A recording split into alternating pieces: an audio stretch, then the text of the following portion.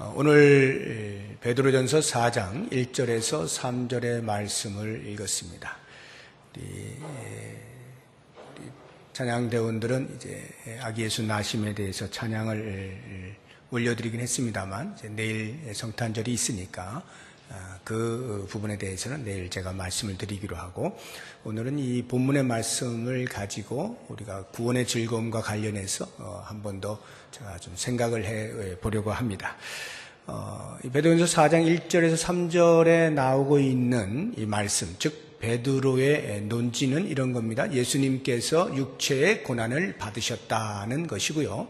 그래서 우리 성도들도 예수님께서 고난을 받으신 것처럼 그와 같은 마음으로 갑옷을 입어야 된다. 즉 예수님이 고난을 받으실 때 아무런 저항을 하지 아니하시고 그 고난을 자신의 몸으로 그대로 받아내셨던 것처럼 우리도 성도로서 살아갈 때 당하는 고난들에 대하여서 예수님처럼 그렇게 우리의 몸으로 받아내면서 살아야 한다라고 하는 것입니다. 그리고 그렇게 우리가 육체의 고난을 받아내는 이유는 그것이 우리로 죄를 그치게 하기 때문이다 라는 이제 말씀을 하고 있는 것입니다. 베드로가 지금 여기에서 이야기하고 있는 육체의 고난이라고 하는 것은 그냥 우리의 삶 가운데서 일어나는 여러 가지 일들로 인하여 어려움을 겪는 것을 의미하는 것이 아니고 예수를 믿는 것 때문에 당하는 고난들, 어려움들, 힘든 일들, 다시 말하면 사명을 감당하다가 받는 고난을 가리켜서 육체의 고난이라고 표현하는 것이고, 예수님께서 하나님으로부터 보내심을 받아서 이 땅에서 하나님께서 부여하신 사명을 따라 살다가 고난을 당하신, 십자가에서 죽으신 그러한 것처럼 우리도 주님께로부터 보냄을 받아서 성도로 살아가면서 이 땅에서 당하는 사명 때문에 당하는 그 고난, 그러한 고난을 잘 견뎌내자라고 하는 것입니다.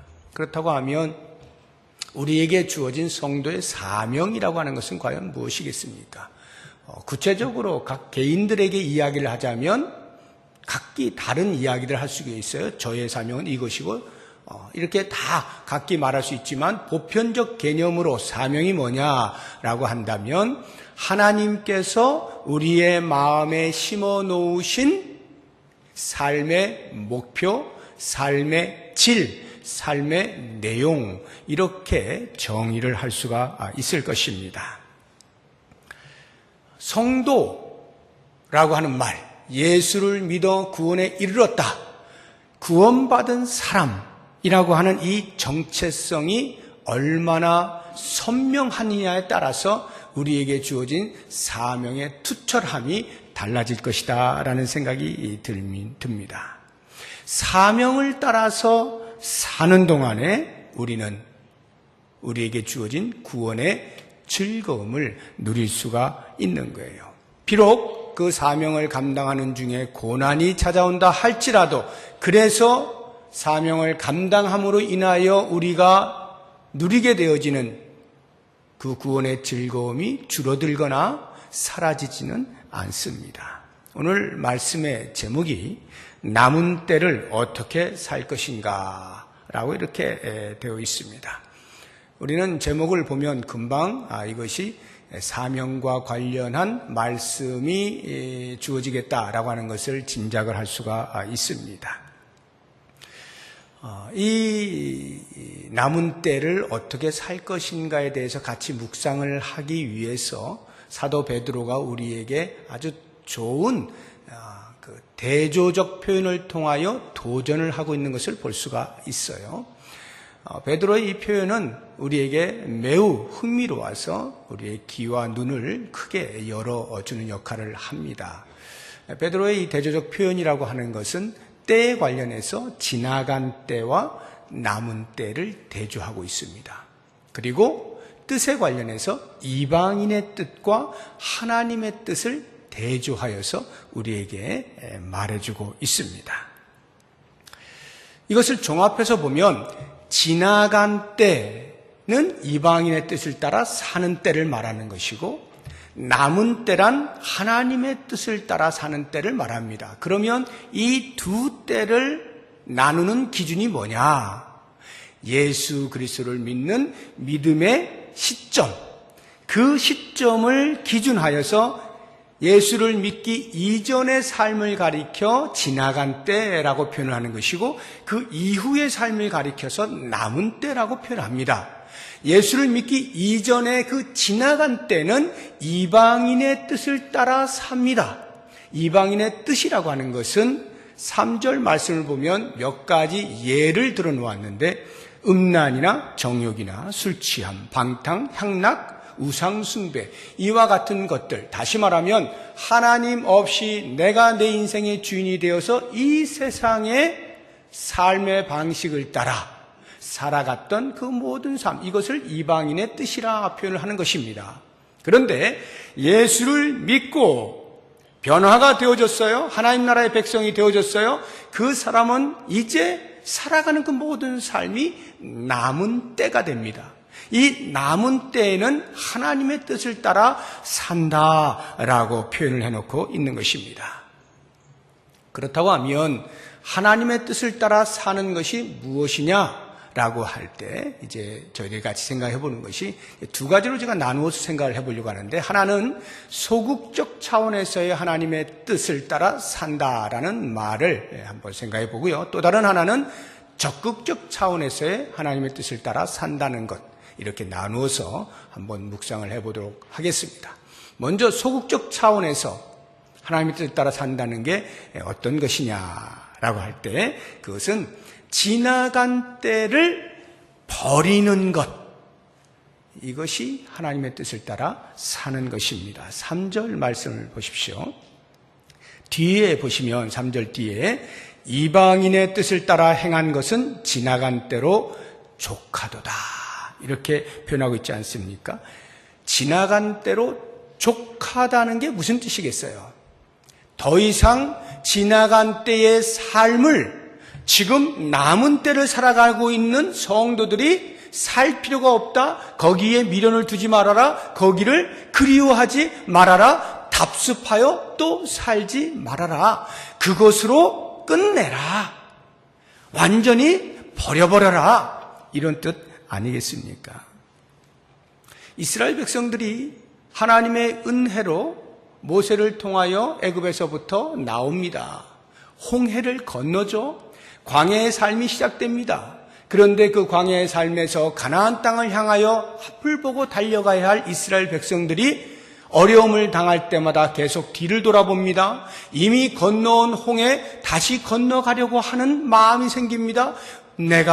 우리가 애굽에 있을 때에는 이것도 먹고 저것도 먹고 이렇게 살고 저렇게 살고 했었는데 왜 내가 광야의 삶에서 이런 고생을 하는가라고 하면서 건너갈 수 없는 다리를 자꾸 건너려고 하는 어리석음을 우리는 보게 되는 것입니다.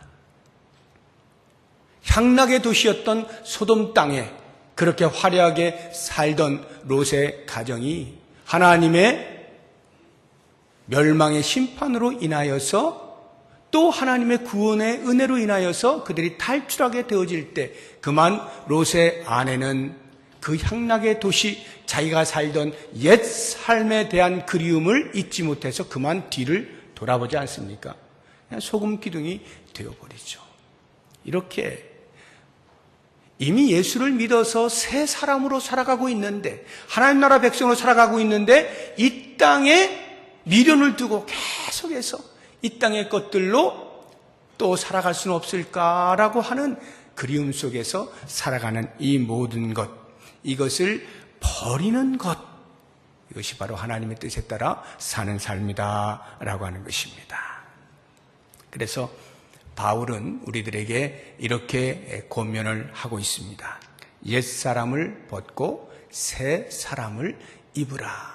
한번 말씀을 찾아보겠습니다. 에베소서 4장 22절에서 24절까지 같이 한번 읽어봅니다.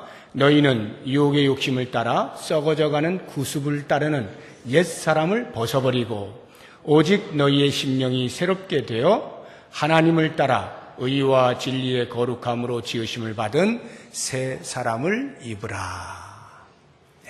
구습을 따르는 옛사람을 벗어버리고 심령이 새롭게 되어서 의와 진리를 따르는 새 사람을 입어라 라고 권면하고 있어요. 왜냐하면 우리가 그런 존재이기 때문에 그래요. 사도 바울은 우리에게 권면하는 것뿐만이 아니라 자기 스스로도 그렇게 살겠노라고, 뒤에 있는 것은 잊어버리고 앞만 향해서 달려가겠노라고 고백하는 것을 보게 됩니다. 우리 빌립보서 3장 13절 14절 말씀 같이 읽어봅니다. 형제들아, 나는 아직 내가 잡은 줄로 여기지 아니하고 오직 한 일, 즉 뒤에 있는 것은 잊어버리고 앞에 있는 것을 잡으려고 표대를 향하여 그리스도 예수 안에서 하나님이 위에서 부르신 부름의 상을 위하여 달려가노라. 우리 13절 다시 한번 보여주세요. 그걸 보시면은 형제들아, 나는 아직 내가 잡은 줄로 여기지 아니하고 오직 한 일, 이렇게 돼 있죠. 오직 한 가지 일에만 집중하겠다라고 하는 말인데, 이 한 가지 일이 뭐냐면 뒤에 있는 것은 잊어버리고 자기가 지금까지 그리스도를 알지 못하고 살아왔던 그 모든 삶을 내려놓고 예수를 믿고 주를 위하여 열심을 다하여 달려왔다 할지라도 여전히 뒤에 있는 것에 미련을 두지 아니하고 오직 한 일, 앞을 향하여서만 표대를 향해 달려간다. 나는 이 한 가지 일에만 모든 정신을 집중하겠다. 이렇게 표현하고 있는 거예요. 이것이 바울의 삶을 대변해주고 있는 고백인 것입니다. 그래서 예수님께서도 제자들에게 늘 제자들을 데리고 다니시면서 가르치실 때, 특별히 제자로서의 삶의 그 모습, 제자가 걸어가야 할 길, 제자도를 가르치실 때 이렇게 가르치시는 것을 우리는 보게 됩니다. 누가복음 9장 62절 말씀 같이 읽어봅니다. 예수께서 이르시되 손에 쟁기를 잡고 뒤를 돌아보는 자는 하나님의 나라에 합당하지 아니하니라 하시니라. 손에 쟁기를 잡고 뒤를 돌아보는 자는 하나님의 나라에 합당하지 않아요. 쟁기를 잡았으면 앞을 보고 가야 꾸불꾸불해지지 않습니다. 뒤를 돌아보면 어디로 가는지 모릅니다. 쟁기를 잡았으면 앞만 보고 달려가야 한다라고 하는 것이죠. 이것이 제자라고 하는 거예요. 예수님의 제자는 예수님께서 이미 가 계신 그곳에서 우리를 바라보고 나에게로 오라라고 하실 때 그 정면을 향해서 쭉 가는 거예요. 자꾸 뒤를 돌아보고 뒤에서 무언가 땡기는 것에 대하여서 흔들리면 안 된다라고 하는 것입니다. 그러므로 우리는 예수를 믿기 이전에 죄의 종노릇하며 살던, 마귀의 노예로 살던 그 모든 삶의 습성들을 다 버려야 합니다. 그때의 삶에 대하여 그리워하거나 그것을 답습하려고 해서는 안 되는 거예요. 하나님의 뜻을 따라 사는 사람들은 우리의 과거의 모든 것들을 그 육체에 담아 십자가에 못 박아 죽은 자들로 살아가는 것입니다. 갈라디아서 5장 24절 같이 한번 읽어보겠습니다.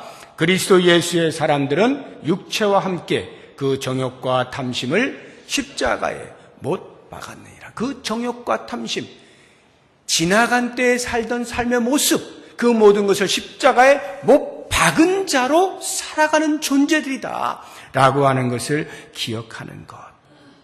지나간 때의 그 모든 죄된 삶을 청산하고 남은 때에 거룩한 자로 살아가는 그 삶의 추구를 통하여서 살아가는 것이야말로 하나님의 뜻을 따라 사는 것이다 라는 말이에요.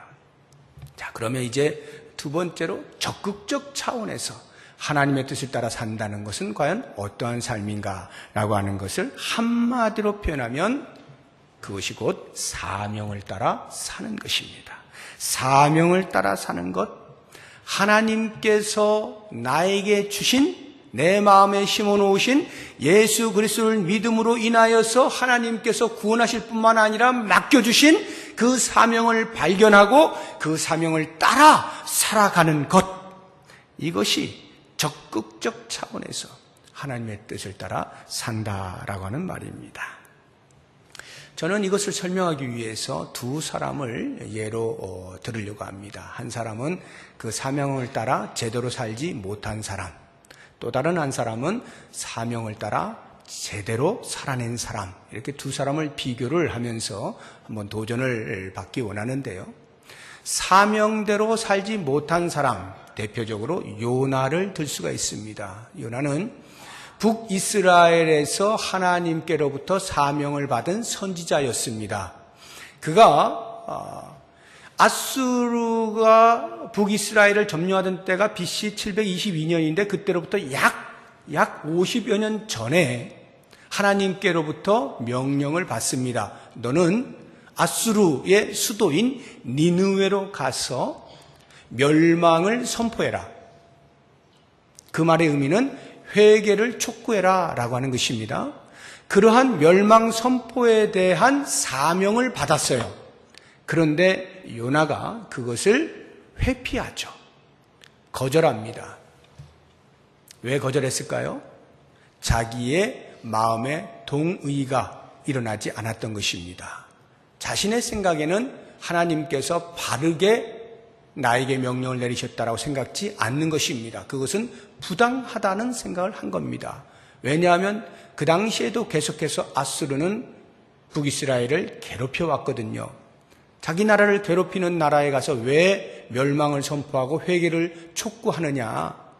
말도 안 된다. 하나님이 뭔가 착각을 하셨을 것이다. 이런 자기 판단에 의해서 회피를 해요. 그래서 하나님이 안 계실 것 같다라고 생각되어지는 곳으로 도망을 갑니다. 다시스라고 하는 저 서편 끝까지 도망을 가기 위해서 욥바라고 하는 곳에 가서 배를 탑니다.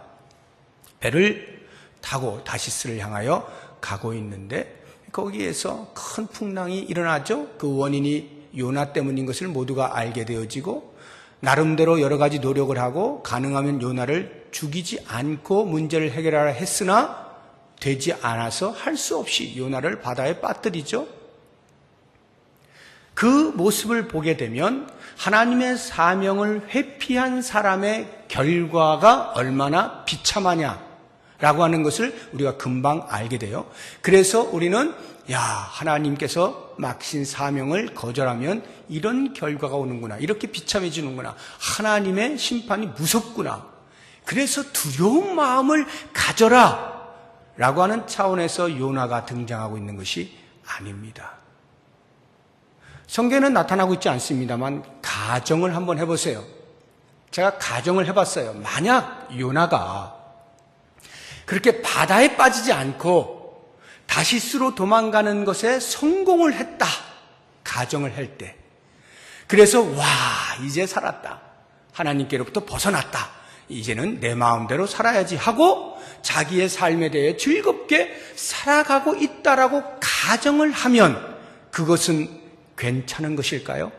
하나님의 심판을 직접적으로 받지 않았기 때문에 그렇게 살 수 있다라고 봐도 될까요? 그렇지 않습니다. 하나님께서 주신 사명을 회피하는 순간, 이미 그 순간부터 그 사람에게는 지옥인 거예요. 어떤 면에서 지옥이냐? 하나님과의 관계가 단절된다는 거예요. 다시 말하면 구원의 즐거움을 맛볼 기회가 전혀 없다는 것입니다.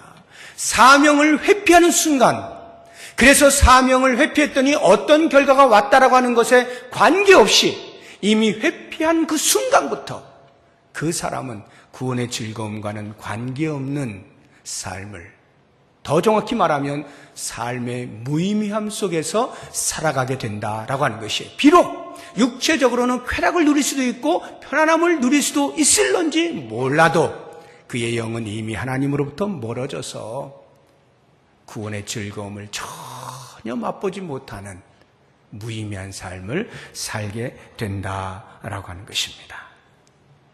요나는 하나님께로부터 기회를 한 번 더 부여받습니다. 하나님의 일하심의 그 열심, 그것을 인하여서 큰 물고기를 준비해 놓으시고 요나를 받으셨다가 3일 만에 다시 토해내죠. 그 요나가 니느웨로 갑니다. 사명을 감당하죠. 하루 종일 돌아다니면서 멸망을 외칩니다. 결과가 어떻게 됐나요? 니느웨 백성들이 왕으로부터 시작해서 전부 회개하는 거예요. 가슴을 찢고 막 회개하는 거예요. 요나가 너무 당황스러웠어요. 자기가 하나님께로부터 사명을 피할 수 없다는 그러한 경험을 통하여서 할 수 없이 사명을 감당하기는 했으나 그 마음속에는 그래도 이 니느웨는 구원받는 것을 원치 않았던 거예요. 내가 사명을 감당하긴 하지만 계속해서 하나님을 거부해서 하나님의 심판을 받았으면 좋겠다라고 하는 마음이 있었는데 웬걸요? 그들이 회개하고 통회하면서 하나님께서 그들에게 내리실 재앙을 거두어 가신 겁니다. 거두시겠다라고 말씀하는 거예요. 그러니까 요나서 4장 1절에 보면 요나가 매우 싫어하고 성내어 이렇게 표현하고 있어요. 하나님의 그와 같은 행위에 대하여서 재앙을 거두시겠다라고 하는 그것에 대하여 동의하지 않는 거예요. 굉장히 화를 냈어요. 보세요. 지금 요나가 사명을 감당했잖아요. 말을 들었잖아요. 그런데도 불구하고 그의 마음에는 하나님께로부터 오는 그 구원의 즐거움을 여전히 맛보지 못하고 있어요. 사명을 감당하고 있음에도 불구하고 자발적으로 적극적으로 참여하지 않으면 사명을 감당하지 않아서 받게 되어질 어떠한 그 책무에 대해서는 피할 수 있을런지 몰라도 사명을 감당함으로 인하여서 받을 수 있는, 누릴 수 있는 구원의 즐거움은 맛보지 못하는 거예요. 이 얼마나 슬픈 이야기입니까? 할 거 다 해놓고 누리지도 못한다면 이것이 얼마나 슬픈 이야기예요. 비극이잖아요. 요나는 그렇게 비극적 삶을 살았던 사람입니다. 우리가 여러 가지 모양으로 하나님께로부터 받은 사명을 감당을 합니다. 그것이 가정 안에서가 되었든 교회 공동체 안에서가 되었든 우리의 사회 일원으로서의 일터가 되었든 어디에서든 하나님께서 부여하신 여러 가지 모양의 사명들이 있는데 그것을 감당할 때 감당하면서도 어쩔 수 없이 코 껴서 마지못해 그렇게 해서 하게 되어지면 사명을 감당하기는 하였으나 마땅히 그로 인하여 누릴 수 있는 기쁨은 여전히 마음에 없는 참으로 안타까운 삶을 살 수밖에 없다. 그러면 과연 어떻게 살아야 되겠느냐? 어떻게 내가 사명을 감당해야 되겠느냐? 말할 것도 없는 거죠. 자원하여 적극적으로 그렇게 참여를 해야 되겠죠. 사명을 따라 산 대표적인 사람, 당연히 바울을 들 수가 있을 것입니다.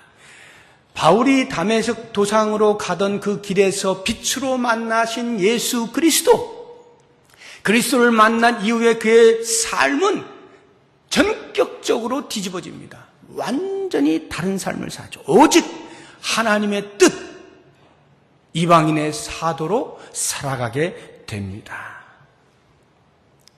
구원해 주신 것만 해도 감사한데 직분을 맡기셔서 사도의 삶을 살게 하신 그 사명을 따라 일사각오의 정신으로 살아갔던 사도 바울, 그에게 있어서는 말할 수 없는 구원의 기쁨이 충만했던 것을 알 수가 있습니다. 우리가 이 바울의 그 사명감, 사명에 대한 바울의 생각에 대해서 자칫하면 오해하기 쉬운 그런 구절이 있어서 먼저 한번 보고 그 오해를 좀 없애버리고 다시 생각을 해봐야 될 것 같아요. 우리 고린도전서 9장 16절 17절 말씀 같이 봅니다. 내가 복음을 전할지라도 자랑할 것이 없음은 내가 부득불할 일임이라. 만일 복음을 전하지 아니하면 내게 화가 있을 것이로다. 내가 내 자의로 이것을 행하면 상을 얻으려니와 내가 자의로 아니한다 할지라도 나는 사명을 받았노라. 지금 이 17절 말씀 잘 이해를 하셔야 되는데, 내가 내 자의로 이것을 행하면 상을 얻으려니와 라고 하는 말의 의미는요, 내가 복음을 전해야지 라고 생각을 해서 열심히 일을 한다면 내가 자랑할 수가 있을 것이다. 이런 말이에요. 지금 상을 얻으려니와라는 말이 자랑할 수가 있을 것이다. 모든 사람에게. 그러나 그것이 아니라 나는 사명을 받은 자로 살아간다. 이 말의 전체적인 의미는 내가 아무리 열심히 해서, 그래서 아무리 훌륭한 성과를 거둔다 할지라도, 아무리 멋진 결과를 낸다 할지라도 나는 결코 자랑할 것이 요만큼도 없다. 내가 먼저 주님께로 가서 주님 저를 사용하여 주십시오 이렇게 한 것이 아니고, 전혀 알지 못하고 있을 때, 아니 주님을 오히려 핍박하고 있을 때 주께서 먼저 찾아와서 나를 강권적으로 구원하시고 강권적으로 직분을 맡기셔서 이방인의 사도로 살게 하셨으니 내가 무슨 자랑을 할 것이 있겠는가, 이 표현이에요. 그러면서 부득불할 일입니다. 만일 내가 복음을 전하지 않으면 나에게 화가 있을 것이다 라고 하는 이 부득불이라고 하는 것, 이러한 표현들이 우리로 하여금 바울의 사명감에 대해서 정말 바울은 어쩔 수 없이 끌려다니면서 일하는구나, 이렇게 조금이나마 오해를 해서는 안 된다라고 하는 것입니다. 여기에 이 부득불이라고 하는 말의 의미는 사도 바울이 자기의 남은 때의 길은, 걸어가야 할 길은 오직 주께서 맡기신 그 사명 복음을 전하는 것, 이것에만 있다라고 하는 인식을 이 부득불이라고 하는 말 속에 집어넣은 거예요. 나는 그거 외에는 내 남은 때에 다른 의미의 삶은 없는 것이다 라고 못을 박는 말이다 라고 하는 것입니다. 그래서 그렇게 자신의 사명을 따라 살던 사도 바울은 그의 그 사역 기간 동안에 말할 수 없는 구원의 즐거움을 누렸던 것을 보게 됩니다.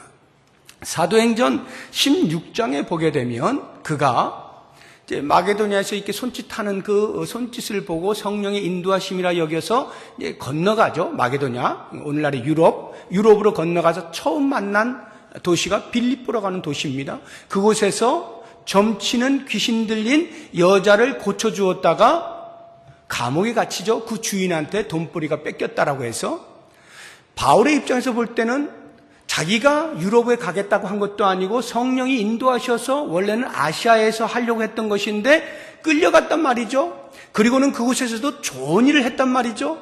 그러면 적어도 하나님께서 그 정도 상황에선 자기를 보호해 주셔야 될 것 같은데 오히려 감옥에 집어넣는 거예요. 실컷 맞고 착고에 채여서 그렇게 감옥에 갇힐 때 얼마든지 사람의 심성으로는 원망과 불평을 할 수 있어요. 그것 아니더라도 아쉬운 마음은 가질 수 있어요. 하나님, 조금 너무하시는 거 아닌가요? 이렇게 살짝 자기의 서운한 마음을 표현할 수도 있어요. 그런데 사도 바울은 그렇게 하지 않습니다. 함께 동행했던 신라와 함께 한밤중에 일어납니다. 기도하고 찬송을 합니다. 여러분, 기도한다라고 하는 것은 혹시 우리가 그 고통 가운데서 주님 우리를 제발 살려주십시오 뭐 이런 의미로 이해할 수도 있겠어요. 그러나 찬송한다는 것은 어떻게 이해하시겠습니까? 그 감옥의 한가운데에서 억울하게 누명을 쓰고 고통을 받는 그 한가운데에서 찬송을 한다는 것은 어떻게 이해하겠어요? 그리스도로 말미암아 구원받은 자, 그 구원받은 자가 누리게 되어지는 기쁨이 아니고서는 도저히 설명할 수가 없는 것이 찬송이에요. 이를 향하여 찬송을 부른다는 것은 찾아오는 구원의 즐거움을 억누를 길이 없다는 거예요. 그 구원의 즐거움으로 충만한 삶을 살고 있다는 거예요. 어디에서? 고난의 한가운데에서. 이것이 사도 바울입니다. 그래서 그는 말년에 로마 감옥에 갇히죠. 그리고는 에베소 교회를 위해서, 빌립보 교회를 위해서, 골로새 교회를 위해서, 또 개인적으로 빌레몬에게 편지를 쓰잖아요. 그것이 옥중서신 4권이죠. 에베소서, 빌립보서, 골로새서, 빌레몬서. 이 옥중서신, 로마의 감옥에 갇혀서 편지를 그들에게 쓰는데요. 빌립보 교회 성도들에게 쓴 편지 중에 이 말씀을 한번 보면 좋겠어요. 빌립보서 2장 17절 말씀 같이 읽어봅니다. 만일 너희 믿음의 재물과 섬김 위에 내가 나를 전제로 드릴지라도 나는 기뻐하고 너희 무리와 함께 기뻐하리니. 여기 내가 나를 전제로 드릴지라도, 이 전제라고 하는 것은 제사 중에 포도주를 붓는 것을 전제라 그래요.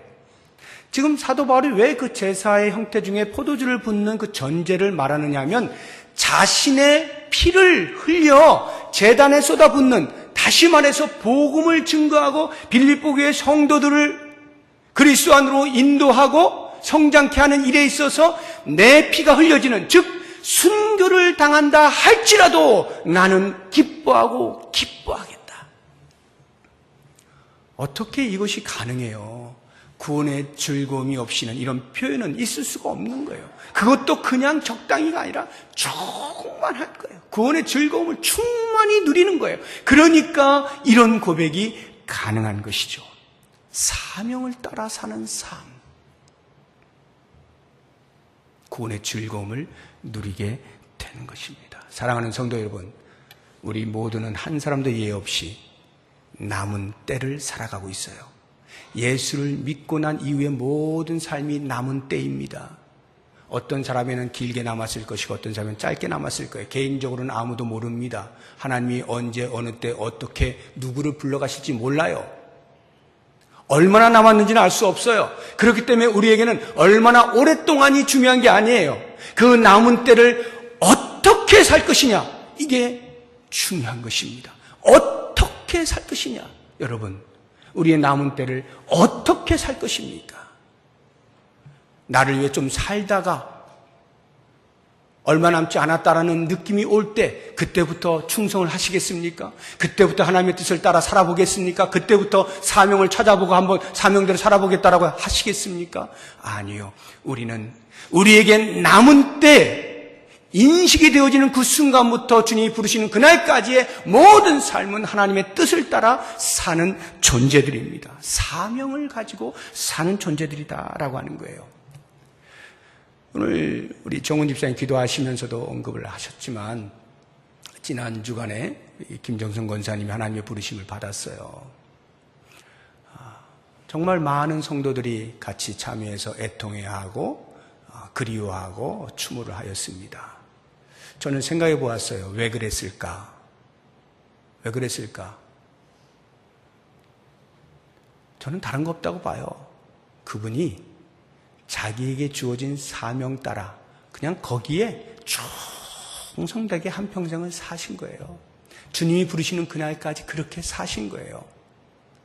그분이 연초에 몸에 이상을 느꼈어요. 그래서 치료도 받았습니다. 조금씩 낫게 되어질 때 이분이 가만히 있질 않아요.